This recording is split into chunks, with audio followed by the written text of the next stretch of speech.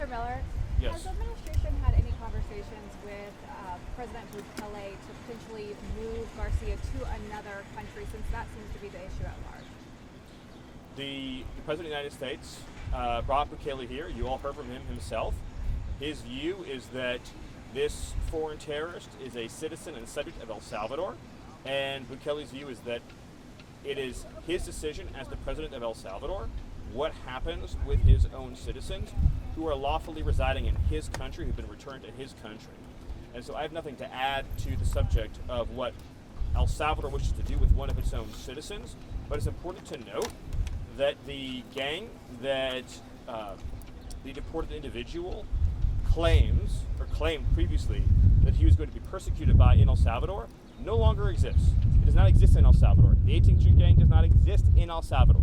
So that fake pretense for not wanting to be deported has been completely removed and remedied and no longer exists as a matter of law or reality. I want to tell you one story while you're all here that I think is very important to illustrate for you the genuine evil of the last administration's immigration policies that, for whatever reason, our corporate press in this country never really cared to cover, and certainly elicited no outrage, no emotion from this country's political and ruling elite. But this, by the way, this is not an isolated incident.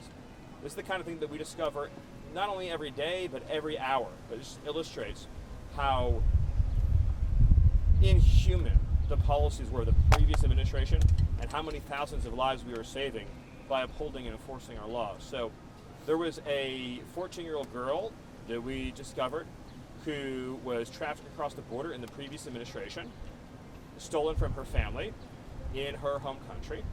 The Biden administration made no attempt to return her to her home country, or to return her to her family in her home country, or to reunify her in any way with her family in her home country. Instead, they resettled her in the United States with a so-called sponsor. That so-called sponsor, all funded by our taxpayers, this entire procedure funded by taxpayers, that so-called sponsor was himself an illegal alien. So subject to himself removal and deportation.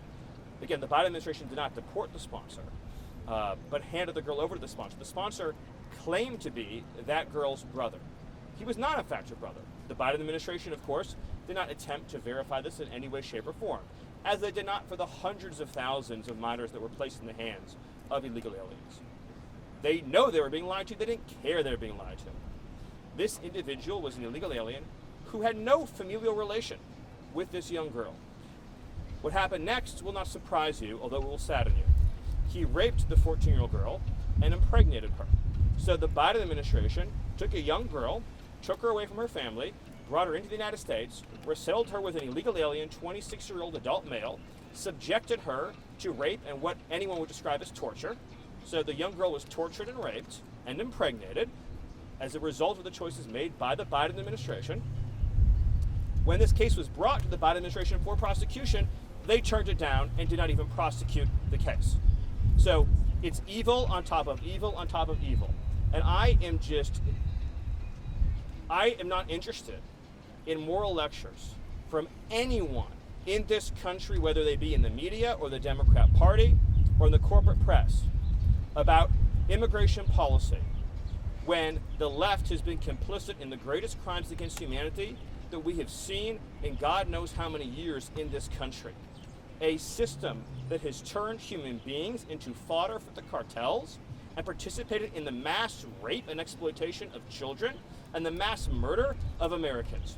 That's what we're fighting against, that level of evil and depravity. And if you are weak or soft or passive in the face of evil, then you will be conquered by it. And this country will be conquered by it. And we will not be a free country anymore or a safe country. We'll be a country ruled by cartels and gangs and terrorists. That's the stakes.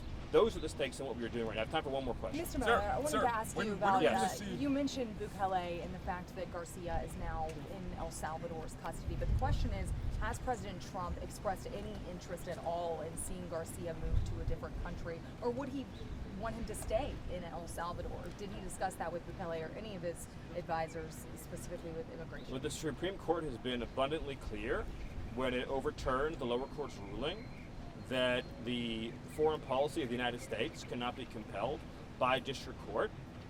the view of our administration has been very clear and consistent that this man is a subject and citizen of El Salvador, and El Salvador, as a sovereign country, has informed us repeatedly and publicly that it is their desire and intention to retain custody of him. And of course, we as a U.S. government cannot forcibly retrieve him against the wishes of El Salvador.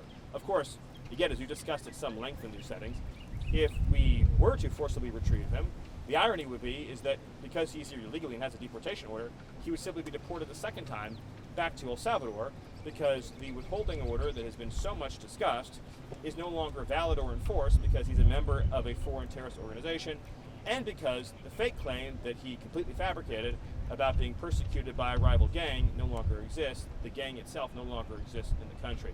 I'll take one more question.